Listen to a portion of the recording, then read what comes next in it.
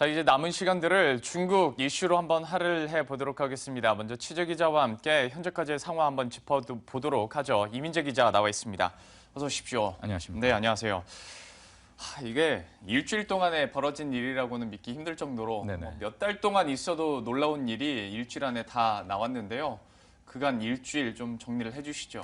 뭐 일단은 많이들 들어보셨기 때문에 뭐 구체적으로 얘기할 필요는 없을 것 같지만요. 일단은 그 중국 증시에서 일단 2번 넘게 이제 7% 하락이 있었고 이로 인해서 또 4번의 서킷 브레이커가 발동이 됐습니다. 이로 인한 파장이 고스란히 또 세계 증시로 퍼지면서 뭐 유럽 증시, 미국 증시, 국내 증시까지 이제 급등락을 반복을 했는데요. 오늘도 보면 상해 증시 같은 경우에는 올랐다가 내렸다를 보이고 있고, 뭐 선전 증시 같은 경우에도 굉장히 그 급등락 폭이 굉장히 큽니다. 특히 뭐 중국 정부 같은 경우에는 아까 뭐 그 기사에도 나왔다시피 뭐 서킷 브레이커를 오늘부터 이제 중단하기로 결정을 했는데요. 사실 이거는 지난해 중국 증시가 너무 급등락을 하면서 중국 정부가 어떻게 보면 대비책으로서 이게 마련을 한 것인데 시행 일주일 만에 이렇게 끝이 났습니다. 또 증권 감독관리위원회 같은 경우에는 웹사이트를 통해서 그 서킷 브레이커가 사실 시장 안정을 위해서 도입을 했지만 예상하는 만큼 효과가 없었다라고 스스로 좀 인정을 했습니다. 뭐 긍정적인 효과보다는 현재로서는 부정적인 효과가 더 크다라고 설명을 한 건데 이것도 사실 언제 다시 시작될지도 아직 얘기를 안 해준 상황이어서 참 좀 이것도 불확실성이라면 불확실성일 것 같습니다. 그렇다면 이번에 중국 증시의 이런 폭락 원인들을 하나하나 살펴보도록 할 텐데 물론 이유야 많겠지만 수급적인 측면에서부터 한번 확인을 해볼까요? 일단 뭐 단기적으로 최근에 일어났던 급등락 같은 경우는 일단 수급 문제가 많이 제기가 됐는데요. 일단 뭐 중국 증시 같은 경우에는 개인 투자자가 85%에 달합니다. 그렇기 때문에 더더욱 이런 급등락에 민감하게 반응할 수밖에 없고요. 또 한국 주식시장처럼 뭐 기관 투자자들이 중심을 잡고 있거나 어떤 관리를 하고 있는 부분도 아니기 때문에 또 민감할 수 있습니다.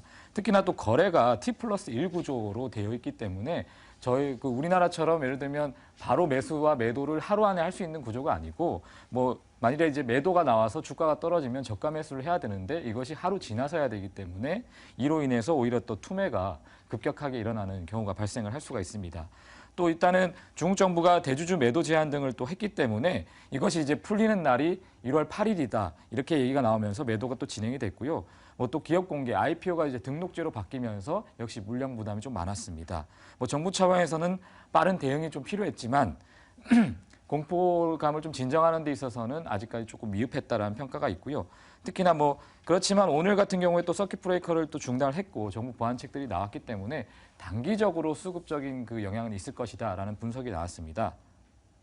뭐 전체적으로 쉽지 않은 상황이다 보니까 그래서 그런지 우리 취재 기자도 좀 목이 메는 것 같습니다. 저도 참 목이 메는 상황인데요. 뭐 근데 여기서 끝날 수는 없을 것 같아요. 어떤 수급적인 측면은 물론 단기적으로 우리가 얘기가 되지만 장기적인 중국 경제 악화 우려도 충분히 이번에 많이 반영되는 것 같습니다.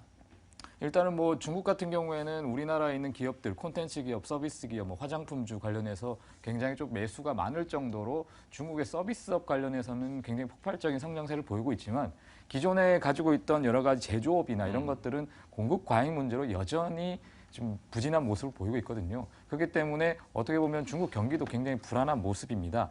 이와 관련해서 어떻게 보면 장기적으로 중국 증시에 영향을 줄 수 있는 부분이기 때문에 이와 관련해서 김경환 하나금융투자연구원 인터뷰를 준비했는데요. 한번 들어보시죠. 기존에 이제 투자 중심 그리고 제조업 중심으로 오던 부분이 너무 급격히 빠르게 나빠지고 있던 부분도 우려가 있습니다. 그래서 제조업의 공급 과잉 문제라든지 과잉 투자 문제가 전혀 해결되지 않은 상황에서 건설 투자나 제조업 경기가 굉장히 좋지 않기 때문에 경기에 대한 부분은 올해도 계속 안 좋을 걸로 생각을 합니다. 경기가 안 좋게 되면 당연히 기업들의 실적이 나빠질 수밖에 없습니다만 유동성의 힘으로 증시가 좀 버티고 있다고 보시면 될 것 같습니다. 그래서 선진 시장 같은 경우는 경기가 안 좋으면 당연히 증시도 안 좋아야 되겠지만 사실 증시 같은 경우는 올해만 봤을 때는 경기가 부진함에도 불구하고 유동성의 힘으로 어느 정도는 유지될 걸로 보고는 있습니다만 이 경기에 대한 우려가 나올 때마다 혹은 경기에 대한 우려에 대해서 중국 정부가 미온적으로 대응할 때마다 시장이 좀 흔들리는 요인은 될 수 있을 것 같고요. 그렇죠. 아무래도 유동성의 힘으로 계속 끌고 가기는 아무리 중국이라고 해도 좀 무리가 있을 것 같은데요. 지금까지 수급적인 측면 그리고 대내 경제 전망에 대한 좀 우려감이 계속해서 중국 증시의 폭락을 불러일으키고 있다 얘기를 하고 있는데요. 이와 함께 어제까지도 뭐 연일 들려왔었던 위안화 절하 문제도 분명히 좀 부정적으로 작용을 하고 있는 것 같아요. 네, 일단은 뭐 오늘 다행히도 이제 위안화를 절상을 이제 고시를 했지만 예. 그래도 사실 이제 새해 들어서 사흘 연속으로 절하를 또 계속해서 진행을 했거든요. 사실 이거는 그 인민은행으로서는 하루 최대 2%를 조절을 할 수 있는데 이렇게 절하를 계속했다는 것은 결국 위안화 약세가 나오기 때문에 자금 유출에 대한 어떤 압박이 좀 큽니다. 사실상 뭐 그 중국 같은 경우에는 세계의 어떤 ATM기라고 불릴 정도로 이런 자본들이 굉장히 외환 보유가 많은 나라임에도 불구하고 이번에 이렇게 약세가 계속되면 이 자금이 유출될 수 있다는 우려가 굉장히 많고요. 특히나 또 환차익에 대한 어떤 투기성 자금 등이 또 문제가 될 수가 있기 때문에 이런 것들이 그 중국 증시의 어떤 움직임의 어떤 신호나 아니면 또 어떻게 보면 앞서 볼 수 있는 신호탄이 될 수 있다라고 좀 얘기가 많이 나오는데요. 이와 관련해서 그 박석중 신한금융투자연구원 인터뷰를 준비했는데요. 한번 들어보시죠.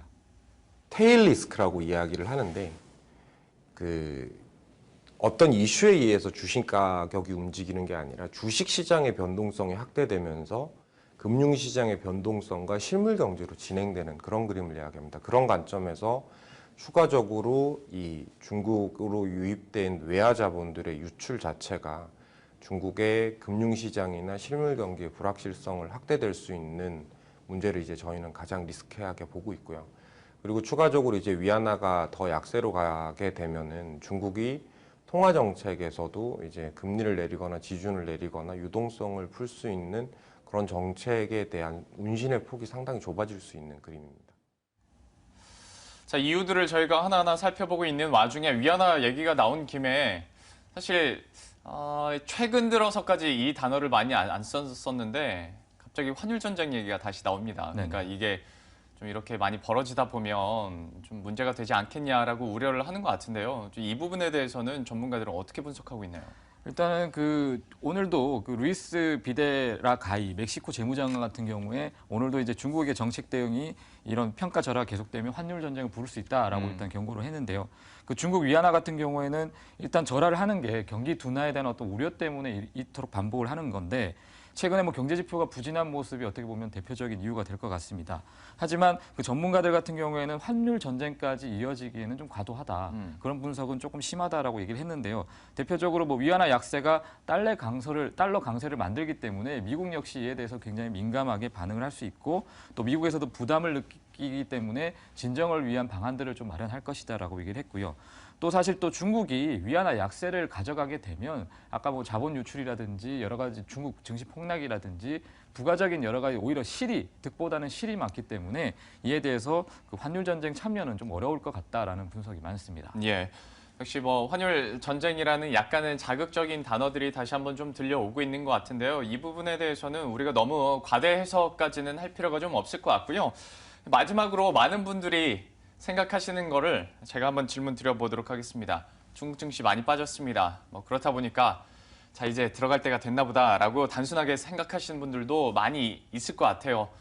바닥을 찍고 올라갈지 안 그러면 더 떨어질지는 아무도 모르는 거겠습니다만은 전문가들은 어떤 전략 세우고 있나요? 일단 결론부터 말씀드리면 당분간은 좀 보수적으로 접근하는 게 맞다라는 게 일단 대부분의 의견이거든요. 그 앞서 그 김경환 연구원 같은 경우에도 1분기 상해종합지수 전망 밴드를 3,080에서 3,700 정도로 내다봤고 지금 좀 하단에 접근한 건 맞지만 하지만 이제 환율 같은 경우에 1월뿐만 아니라 2월도 여전히 이제 민감한 이슈라서 이것에 대해서 굉장히 잘 살펴봐야 된다. 그리고 또 정책 대응이라든지 이런 것도 하루가 다르게 바뀌고 있기 때문에 이와 관련해서 투자를 하는 것에 있어서는 굉장히 좀 신중할 필요가 있다라고 얘기를 했습니다. 그 다른 전문가들도 역시 의견은 비슷했는데요. 그 자세한 이야기 현대증권 한정숙 연구원 인터뷰 들어보시죠. 일단 저희가 중국 증시만 두고 봤을 때는 이제 상고 하저를 예상을 하고 있고요.